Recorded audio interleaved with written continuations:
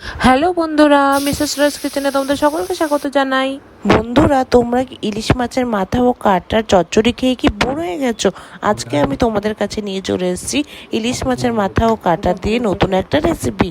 ইলিশ মাছের টক বা তোমরা এটাকে তেঁতুল ইলিশও বলতে পারো। খুব সামান্য উপকরণ দিয়ে এটা খুব সহজেই তৈরি হয়ে যায়। তুমি ইলিশ মাছের মাথা ও লেজাকে নুন হলুদ দিয়ে মাখিয়ে রেখে দেবো। তারপর সর্ষার তেলে এগুলোকে ভালো করে ভেজে নেব। ভাজা হয়ে গেলে মাথাগুলোকে ভালো করে ভেঙে নিতে হবে।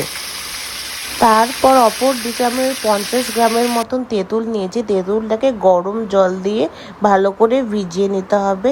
একটু সাবধানে তোমরা গুলিও, নাহলে আমার মতন তোমাদের হাতে চাকা লেগে যাবে।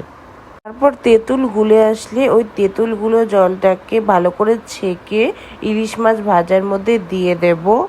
পরে স্বাদ অনুসারে নুন আর বেশি করে চিনি দিয়ে ইলিশ মাছের ঝোলটাকে ভালো করে ফুটিয়ে নেব।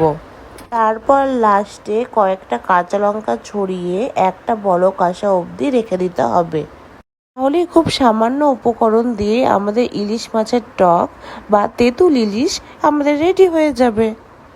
বন্ধুরা, আমি তোমাদের সাথে এই চটজলদি রেসিপি আরও শেয়ার করতে থাকবো। আর আমার ভিডিও তোমরা দেখতে থেকো। যদি আমার ভিডিও তোমাদের ভালো লেগে থাকে তাহলে প্লিজ লাইক, শেয়ার, সাবস্ক্রাইব করে দিও। Thank you.